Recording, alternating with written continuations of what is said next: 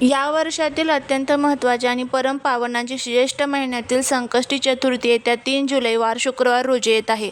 जेव्हा संकष्टी चतुर्थी शुक्रवार येते तेव्हा तिचा प्रभाव अधिकच वाढतो. कारण शुक्रवार हा माता लक्ष्मीचा आणि ऐश्वर्याचा दिवस मानला जातो. तर चतुर्थी ही विघ्नहर्ता भगवान गणेशाची तिथी आहे. आजचा हा व्हिडिओ तुमच्या आयुष्याला एक नवी दिशा देणारा ठरू शकतो. कारण या व्हिडिओमध्ये आपण पाहणार आहोत की ज्येष्ठ संकष्टी चतुर्थीला काय म्हणतात, याचे महत्त्व काय, या दिवशी गणपती बाप्पांची सेवा कशी करावी आणि सर्वात महत्त्वाचं म्हणजे मसूर डाळीचा एक अत्यंत प्रभावी आणि चमत्कारी उपाय सांगणार आहे. हा उपाय केल्याने तुमच्या घरातील गरिबी दूर होईल, पैशांची चणचण संपेल, मुलांची प्रगती होईल, तुमच्या रखडलेली सर्व कामांमध्ये तुम्हाला यश मिळेल. त्यामुळे व्हिडिओ हा स्किप न करता शेवटपर्यंत नक्की पहा. चॅनलवरती नवीन असाल तर चॅनलला सबस्क्राईब करून कमेंटमध्ये ओम गण गणपते नमः लिहायला अजिबात विसरू नका, जेणेकरून गणपती बाप्पांची तुमच्या कुटुंबावर, मुलांवर अगदी भरभरून अशी कृपा होईल. प्रत्येक महिन्यातील संकष्टी चतुर्थीला एक विशेष नाव असते आणि त्या दिवशी गणपतीच्या एका विशिष्ट रूपाची पूजा केली जाते. ज्येष्ठ महिन्यातील कृष्ण पक्षात येणाऱ्या या संकष्टी चतुर्थीला कृष्ण पिंगल संकष्टी चतुर्थी असे म्हणतात. तसेच या दिवशी भगवान गणेशाच्या कृष्ण पिंगल रूपाची आणि महागणपती पीठाची पूजा केली जाते. या चतुर्थीचे महत्त्व सांगताना पुराणात म्हटले आहे की स्वतः भगवान श्रीकृष्णाने युधिष्ठिराला या संकष्टी चतुर्थीचे महत्त्व सांगितलेले आहे. ज्येष्ठ महिना हा सूर्याच्या प्रखर तेजाचा महिना मानला जातो. या काळात मानवी जीवनात आणि निसर्गात अनेक बदल होत असतात. आपल्या कुंडलीतील नकारात्मकता, मानसिक तणाव आणि जीवनातील मोठी संकटे दूर करण्यासाठी ही कृष्ण पिंगल संकष्टी चतुर्थी अत्यंत फलदायी मानली जाते. जो भक्त या दिवशी पूर्ण श्रद्धेने व्रत करतो किंवा गणपती बाप्पांची सेवा करतो त्याच्या पाठीवरचा संकटांचा डोंगर बाप्पा क्षणात दूर करतात. म्हणूनच याला संकष्टी म्हणजेच संकट हरण करणारी चतुर्थी म्हणतात. आता आपण पाहूया की या दिवशी घरामध्ये गणपती बाप्पांची सेवा कशी करावी. आणि शुक्रवाराने चतुर्थीचा हा दुर्ध शर्करा योग असल्याने सकाळी लवकर उठून स्नान करावे, स्वच्छ वस्त्र परिधान करावी, घराच्या देवाऱ्यातील गणपती बाप्पांच्या मूर्तीला किंवा फोटोला गंगाजल किंवा शुद्ध पाण्याने अभिषेक करावा. जर तुमच्याकडे बाप्पाची किंवा चांदीची मूर्ती असेल, तांब्याची, तर तुम्ही पंचामृताने अभिषेक करू शकता. त्यानंतर बाप्पाला हळद, कुंकू, अष्टगंध, अक्षदा, दुर्वा अर्पण करावेत.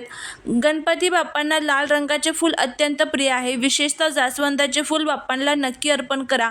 21 दुर्वांची जोडी ओम गण गणपते नमः या मंत्राचा जप करत बाप्पांच्या चरणी अर्पण करा. या दिवशी बाप्पांना मोदक किंवा बुंदीच्या लाडवांचा नैवेद्य आवर्जून दाखवा. नसेल शक्य तर गूळ खोबऱ्याचा नैवेद्य दाखवला तरीही चालतो. पूजा झाल्यानंतर देवाऱ्यासमोर बसून संकटनाशन गणेश स्तोत्र किंवा गणेश अथर्व शीर्षमचा पाठ नक्की करा. जर तुम्हाला वाचता येत नसेल तर तुम्ही मोबाईलवर ते ऐकू शकता. यामुळे घरातील नकारात्मक ऊर्जा नष्ट होते आणि सकारात्मकतेचा संचार होतो. दिवसभर मनातल्या मनात बाप्पाचे स्मरण करत उपवास करावा आणि रात्री चंद्रदर्शनानंतर उपवास सोडावा. आता आपण व्हिडिओच्या त्या मुख्य भागाकडे आलो आहोत ज्याची तुम्ही आतुरतेने वाट पाहतात. मी तुम्हाला मसूर डाळीचा एक अत्यंत प्रभावी उपाय सांगणार आहे. पण हा उपाय सांगण्यापूर्वी हा उपाय या दिवशी का करावा, याचे महत्त्व काय हे समजून घेऊया. कारण बघा, आपण कोणत्याही उपायामागचे शास्त्र समजून घेतो तेव्हा आपल्या त्यावरील विश्वास वाढतो आणि विश्वासाने केलेल्या उपायांचं फळ 100% मिळते. या संकष्टी चतुर्थीला शुक्रवारचा दुर्मिळ योग आहे. ज्योतिषशास्त्रात मसूर डाळीचा संबंध थेट मंगळ ग्रहाशी आणि माता लक्ष्मीशी जोडला गेला आहे. मंगळ हा ऊर्जा, जमीन, कर्जमुक्ती आणि पराक्रमाचा कारक आहे. तर शुक्रवार हा संपत्तीची देवी लक्ष्मीचा दिवस आहे. अनेकदा आपल्या कुंडलीत मंगळ दोष असतो किंवा राहू केतूची वक्रदृष्टी असते, ज्यामुळे आपली कामे शेवटच्या टप्प्यात येऊन बिघडतात. घरामध्ये पैसा येतो पण टिकत नाही, कर्ज वाढत जाते आणि मुलांच्या अभ्यासात किंवा करिअरमध्ये मन लागत नाही, त्यांची प्रगती खुंटते. जेव्हा आपण संकष्टी चतुर्थीच्या दिवशी पवित्र विघ्नहर्ता गणेशाच्या चरणी हा मसूर डाळीचा उपाय करतो तेव्हा मंगळ ग्रहाचे शुभ फळ मिळायला सुरुवात होते. बाप्पा आपल्या मार्गातील सर्व विघ्न दूर करतात आणि माता लक्ष्मीच्या आशीर्वादाने घरात पैशांची आवक वाढते.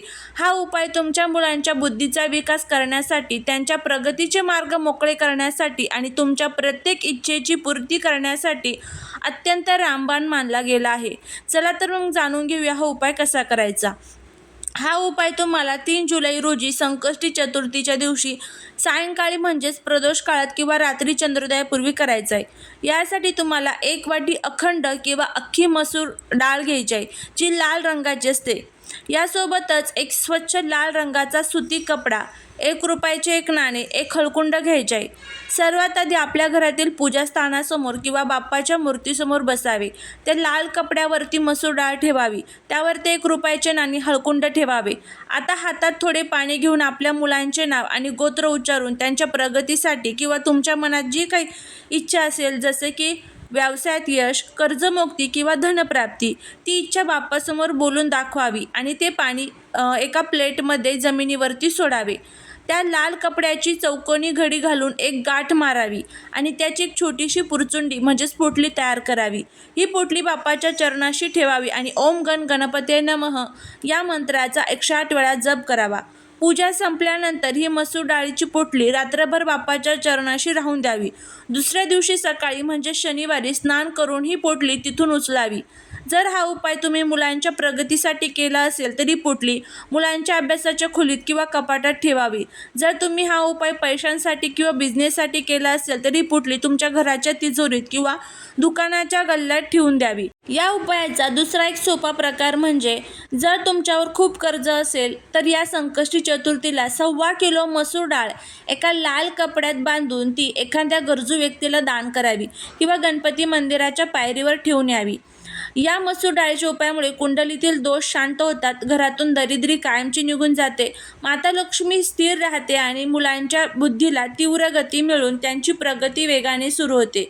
हा अत्यंत सिद्ध आणि अनुभूत उपाय आहे, जो अनेक लोकांच्या आयुष्यात चमत्कार घडवून आणलेला आहे. तर असा हा उपाय तुम्ही सुद्धा करून बघा. तुम्हाला सुद्धा या उपायाचा खूप चांगला फायदा होईल. यासोबतच घरामध्ये तुम्हाला जे काही स्तोत्र आणि मंत्र सांगितलेले आहेत ते तर पठण करायचे आहे, पण माता लक्ष्मीची सेवा ही आवर्जून करायची आहे. आता माता लक्ष्मीची सेवा करत असताना यामध्ये तुम्ही कनकधारा स्तोत्रमचं पठण करा, लक्ष्मी गायत्री मंत्राचं पठण करा, त्याचबरोबर महालक्ष्मी अष्टकमचं पठण करा. माता लक्ष्मीच्या मूर्तीवरती तुम्ही कुंकुमार्चन करू शकतात आणि त्याचबरोबर माता लक्ष्मीचा जो सर्वात प्रसिद्ध मंत्र आहे, ज्याला आपण कमलात्मक मंत्र म्हणतो, त्या मंत्राचं सुद्धा तुम्हाला पठण करायचं आहे. ओम श्रीं ह्रीं श्रीं कमले कमलालये प्रसिद्ध प्रसिद्ध श्रीं ह्रीं श्रीं ओम महालक्ष्मी नमः हा कमलात्मक मंत्र आहे, याचं पठण करा. जर तुम्हाला पठण करणं शक्य नसेल ना, तर तुम्ही यूट्यूबवरती लावून द्या, तुम्ही ऐकलं तरी पण चालेल. आता यासोबतच भगवान विष्णूंची सेवा करा, ज्यामध्ये तुम्ही विष्णू सहस्रनाम आवर्जून वाचा किंवा ऐका. आता ह्या सेवा काय करायच्या असतात बघा, आपण कष्ट करतो, मेहनत करतो, पण त्या कष्टाचं मेहनतीचं फळ मिळत नाही. तर का तर ह्या ज्या काही दोष असतात आपल्या घरामध्ये तयार झालेले असतात ना, तर ते सर्व दोष आपल्याला प्रत्येक कामात यश मिळून देत नाही. तर यामुळे काय होतं की घरातील जी एनर्जी आहे तर ती पॉझिटिव्ह होते आणि आपल्याला प्रत्येक कामात यश मिळतं, मुलांची प्रगती होते, घरात पैसा येतो, आपल्या मनातील इच्छा पूर्ण होतात. असा प्रभावी उपाय तुम्हाला करायचा आहे. तुम्ही करून बघा, तुम्हाला याचा खूप चांगला फायदा बघायला मिळेल. चालेल, सेवा महाराजांच्या चरणी रुजू करते. व्हिडिओ जर आवडला तर लाईक शेअर सबस्क्राईब करा. भेटूया नेक्स्ट व्हिडिओमध्ये. तोपर्यंत सर्वांना श्री स्वामी समर्थ.